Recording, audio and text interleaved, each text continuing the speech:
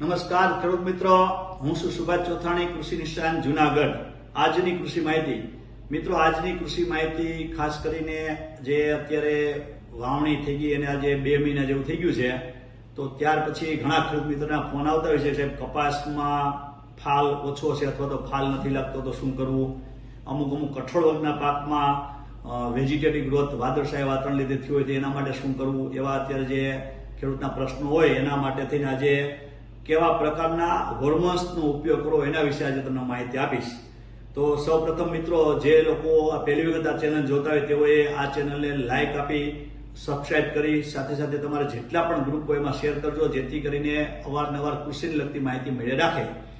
મિત્રો, તમે જાણો જ છો તેમ આપણે જે અત્યારે ખાસ કરીને સૌરાષ્ટ્ર ઝોનમાં, ગુજરાતમાં તો ઉત્તર ગુજરાત, મધ્ય ગુજરાત અને દક્ષિણ ગુજરાતમાં વરસાદ સારો હોય, પરંતુ સૌરાષ્ટ્ર ઝોનમાં છેલ્લા શરૂઆતમાં વાવણી થઈ પછી એટલો કોઈ સારો વરસાદ આવ્યો નથી, પરંતુ ઝાપટા રેડા આવ્યા રાખે છે અને સાથે સાથે સૂર્ય ભગવાનના, સૂર્યનારાયણના દર્શન નથી થતા, એટલે વાતાવરણ એકદમ ધાબળશાયું રહે, વાતાવરણ એકદમ વાદળશાયું રહે. એટલે ધાબળિયા વાતાવરણને કારણે અમુક જે ગ્રુપના પાક હોય, ખાસ કરીને કપાસ છે, એમાં બહુ ખૂબ જ નરવાય છે, એક પણ ડોઝ વગર અત્યારે કપાસ 60 દિવસનો થઈ ગયો છે.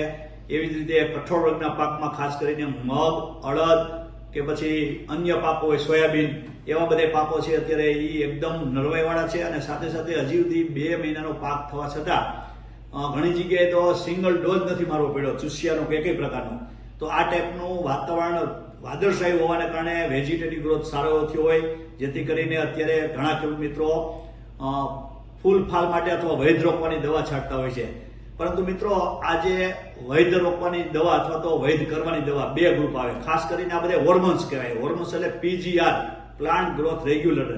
પ્લાન્ટ ગ્રોથ રેગ્યુલેટર છાંટવા માટેની ખાસ કરીને એક પદ્ધતિ હોય છે કે ક્યુ ટેકનિકલ એટલે કે ક્યુ પ્લાન્ટ ગ્રોથ રેગ્યુલેટર ક્યારે વાપરવું એ ખાસ ખેડૂત મિત્રોને માહિતી હોતી નથી.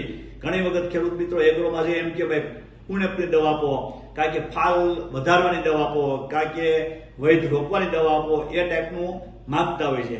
જેને કારણે ઘણી વખત જે એગ્રો ડીલરને માનો કે નોલેજ ન હોય આ બાબતે, તો એ પછી અમુક જગ્યાએ ફાલ વધારવાની અથવા તો વૈધ રોકવાની દવાને બદલે વૈધ કરવાની દવા દઈ દેતા હોય. એને લીધે શું થાય, ઘણી વખત પાક છે એકદમ વિકાસ કરતો થઈ જાય. વિકાસ કરતો થાય એટલે એમાં ફાલ તો આવે જ. કોઈ પણ પાક હોય ફાલ વગરનો કે વાંજીઓ હોય નહીં. કોઈ પણ પાકમાં ફૂલ અવસ્થા આવે ને આવે. ફૂલ આવે પછી જો ઈયળો ખાઈ જાય તો એમાંથી સીંગું અથવા તો ડોડવા ઓછા બને અથવા તો એમાં ઝીંડવા ઓછા બને, પરંતુ એ પાછો ફાલ આવતો હોય, સતત ફાલ આપતી જતો હોય છે બધી. તો એક વખત માનો કે ફાલ આવીને ખરી ગયું હોય તો બીજી વખત આવે, આપણે કપાસમાં જોઈએ જ છીએ. તો મિત્રો, આ જે હોર્મોન્સ છે એ જો તમે વ્યવસ્થિત ઉપયોગ નહીં કરો અથવા તો તમે જો એનો અભ્યાસ કર્યા વગર આડેધડ ઉપયોગ કરો તો એની તમને સાઈડ ઇફેક્ટ થતી જોવા મળે છે. ઘણી વખત પાક એકદમ નરવો હોય તોય ખેડૂત મિત્રો ખાતર નાખા થતા હોય અથવા તો હોર્મોન્સની દવા છાંટતા હોય. તો આ હોર્મોન્સ એ 2 પ્રકારના આવે છે. એક તો એ કે પાક નબળો હોય અને વૈધ કરાવી હોય તો એ માટેના હોર્મોન્સ જુદા આવે. એને કહેવાય જે કહેવાય ને, દાખલા તરીકે ઝિબ્રેલિક એસિડ, આપણે પ્રોજિબના નામે બજારમાં આવે. તો એ છે એ વૈધ કરવા માટે અથવા તો ફળની સાઇઝ મોટી કરવા માટેનું ટેકનિકલ છે, એના માટેનું હોર્મોન્સ છે. એટલે કે એ શું કરે, જે આપણા છોડમાં સેલ હોય એને સેલ ઇલોંગેશન એટલે કે સેલને ડબલ કરે. માનો કે હાઇટ વધારવી હોય કોઈ પણ પાકની તો લોકો રોજીબ અથવા તો ઝિબ્રેલિક એસિડ ગ્રુપની જે દવા છાંટતા હોય એ દવાથી એકદમ હાઇટ વધે, પાક નરવો દેખાય અને સાથે સાથે ફળ આવી ગયા તો ફળની સાઇઝ મોટી કરે. આ કામ હોય છે હોર્મોન્સમાં વૈધ કરાવવા માટેનું. એમાં ઘણી બધી બજારમાં ઝિબ્રેલિક એસિડ ઘણા સ્વરૂપમાં બજારમાં મળે છે. તો આ ટાઈપના જો હોર્મોન્સ છાંટો તો પાક વૈધે સડી જાય. પણ ઘણી વખત ખેડૂતને સારું લાગ્યું એટલે પાછું વારંવાર મારતા હોય છે. એકને એક હોર્મોન્સ ઘણી વખત વધારે પડતા વાપરતા હોય છે. તો એવી જ રીતે પાકમાં ફાલ વધારવા માટે એટલે કે પાકની થોડીક હાઇટ ઘટે અથવા તો વૈધ રોકાય અને ફ્લાવરિંગ સ્ટેજ ચાલુ થાય એના માટેની જે હોર્મોન્સ આવે છે એમાં ખાસ કરીને તમને ખબર હોય તો ઘરડા કંપનીનું ચમત્કાર આવે છે. ત્યાર પછી બાયર કંપનીનું ઇગ્નિટસ આવે, તમને ખ્યાલ હોય તો એ જે ટેકનિકલ આવે એ તમારે વૈધ થોડી ઘણી રોકાય અને સાથે સાથે ફ્લાવરિંગ સ્ટેજ વધારે. આ ટાઈપના હોર્મોન્સ હોય છે. એ સિવાય બજારમાં ઘણા બધા હોર્મોન્સ આવે, પરંતુ એનું માત્રા હોય એ માત્રાનું એકદમ ધ્યાન રાખવું પડે. માનો કે ઝિબ્રેલિક એસિડ તમે વૈધ કરવાની દવા આવે તો એ 1 ગ્રામમાંથી 5 પંપ કરવાના હોય. તો ઘણા ખેડૂતો એમ કે 1 ગ્રામમાંથી 5 પંપ કેવી રીતે, એમાં 1 પંપ 1 ગ્રામ નાખી દો નહીં તો એની સાઈડ ઇફેક્ટ થતી હોય છે. એવી રીતે લિવોસિન કરીને જે આપણે ટેકનિકલ આવે વૈધ રોપવા માટેનું અથવા તો ફાલ વધારવા માટેનું BSF કંપનીનું, તો એ જે લિવોસિન આવે એ શું છે, એની જે માત્રા હોય છે કપાસ માટે 2 ml હોય તો મગફળી માટે 20 ml હોય. એમાં જો ફેરફાર થાય તો એમાં પણ સાઈડ ઇફેક્ટ થતી હોય. એટલે કોઈ પણ હોર્મોન્સ તમે છાંટો તો એનો પૂરેપૂરો અભ્યાસ કરજો. અત્યારે તો બધા ખેડૂત પાસે મોબાઈલ છે, તો મોબાઈલમાં ગૂગલમાં સર્ચ કરો કે ભાઈ આ લિવોસિન છે એ શું કામ કરે, ચમત્કાર છે એ શું કામ કરે, ઇગ્નિટસ છે બાયરનું એ શું કામ કરે. તો એનું ઓટોમેટિક તમને એનું સ્ટેજ ક્યારે છાંટવું એ ભલામણ આવે, એનું તમને ડોઝ વધુમાં વધુ કેટલી વખત વાપરવું એ પણ તમને કહેવામાં આવે. ઘણી વખત ખેડૂત મિત્રો અત્યારે જે પેક્ટા બ્લુટાઝોલ આવે, ખાસ કરીને આપણે કલ્ટાના નામે ઓળખીએ છીએ, તો એ જે હોર્મોન્સ આવે એ ખાસ કરીને આપણે આંબા માટે ફ્લાવરિંગ વધારવા માટે હોય છે. આંબામાં ફ્લાવરિંગ તો ઠેઠ આપણે શિયાળામાં આવતું હોય છે, તો એને અત્યારથી આપવાની ભલામણ છે જુલાઈ મહિનામાં. તો એ મૂળમાં આપો તો એ તમને ફ્લાવરિંગ શિયાળામાં વહેલું આવી છે, સારું આવે. તો હવે ઘણા ખેડૂત મિત્રો મગફળીમાં 1 ડોઝની ભલામણ છે, તો ઘણી વખત 2-3 ડોઝ મારે, એ પણ ખેડૂતને જોયા. તો વધુ પડતા ડોઝ મારો તો શું થાય, મગફળીના ડોડવા હોય એમાંથી જે મોટું ડોડું થવાને બદલે ગોગળ થવા માંડે, ઝીણી ગોગળી થવા માંડે. તમે જોયું છે ઘણી વખત 1 દાણાના ડોડવા થઈ જાય. એ બધે કારણો શું હોય કે હોર્મોન્સની સાઈડ ઇફેક્ટ હોય.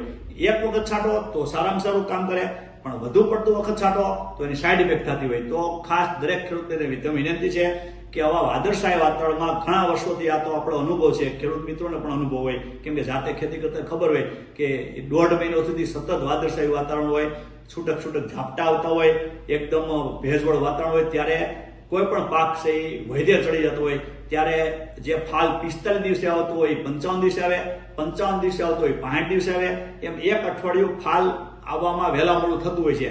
એ જ પાકમાં જો શરૂઆતમાં તડકો એકદમ પડવા માંડે અથવા તો પાણીની ખેંચ પડી જાય તો ફાલ આપણે માનો કે 55 દિવસે આવતો હોય 45 દિવસે આવવા માંડે, 45 દિવસે હોય 40 દિવસે આવવા માંડે, એવું પણ બને. તો આ બધા કારણો હોય છે એ વાતાવરણમાં ભેજ અને વાતાવરણમાં જે વાદળછાયું અને તડકો હોય એને આધારિત હોય છે. અને એની સામે આપણે જે હોર્મોન્સનો આડેધડ ઉપયોગ કરીએ તો એની ઘણી વખત ફાયદા પણ થાય, ઘણી વખત સાઈડ ઇફેક્ટ પણ થાય. તો આ ન થાય એના માટે મેં તમને ખાસ કીધું કે અમુક જે ડોઝ હોય છે એ ડોઝ જાળવી અને અમુક ટેકનિકલનો કે પ્લાન્ટ ગ્રોથ હોર્મોન્સ છે PGR એનો સમજી વિચારીને ઉપયોગ કરો તો તમને વધુ પડતો ફાયદો થાય છે. બાકી મેં તમને કીધું એ પ્રમાણે ખ્યાલ તો આવશે જ, પરંતુ અમુક સ્ટેજ સુધી તમને મોડું થતું જાય કેમ કે અમુક હોર્મોન્સ છે એનું કામ જ એવું હોય કે વૈધ જ કરવાની. જો તમે વારંવાર છાંટી રાખો તો પાક ઊંચો થઈ જાય અને પછી પાછળથી ફાલ આવે તો ખરો જ. કોઈ પણ પાક વાંજ્યો હોતો અને એમાં ફ્લાવરિંગ અવસ્થા આવે, કેમ કે આપણે જાણીએ છીએ કે બિયારણ બન્યું એ ફૂલ આવ્યા હોય ને એમાં શીંગું બની હોય તો ફૂલ આવ્યા એમાં ડેડો બને તો જ બિયારણ બન્યું હોય.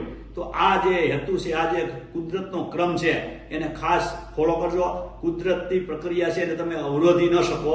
કુદરતી જે સિસ્ટમ ભગવાને ગોઠવી હોય એને તમે અમુક સમય સુધી ફેરવી શકો છો. વધુ પડતું તમે ફેરવા જાઓ તો એ આખો એનો હેબિટ છે, ગ્રોથ છે એ આખો ડિસ્ટર્બ થતો હોય. તો આવું ન થાય એના માટે ખાસ મિત્રો વિનંતી છે કે કોઈ પણ હોર્મોન્સનો તમે ઉપયોગ કરો તો સમજી વિચારી કરો. અને ખાસ કરીને અત્યારે કઠોળ પાક અને જે કપાસ, આ બંને પાકમાં જો અત્યારે તમે મેં કીધું પ્રમાણે ખરડા કંપનીનું ચમત્કાર અથવા તો બાયર કંપનીનું ઇગ્નિટસ જે આવે એ જો તમે છંટકાવ કરશો તો તમને સારામાં સારો ફાયદો થશે. પણ એનું માપ અને માત્રા અને એનું પ્રમાણ અને એનું કેટલી વખત છાંટવું એ ખાસ એનું જે સર્ચ કરી અને કંપનીની ભલામણ પ્રમાણે કરશો તો જ ફાયદો થશે, નહીતર એમાં પણ સાઈડ ઇફેક્ટ થવાની શક્યતા હોય છે. તો મિત્રો આજે માહિતી આપવાની હતી. વધુ માહિતી માટે નેક્સ્ટ વિડીયો મળશું. ત્યાં સુધી રજા આપશો. આભાર, ધન્યવાદ.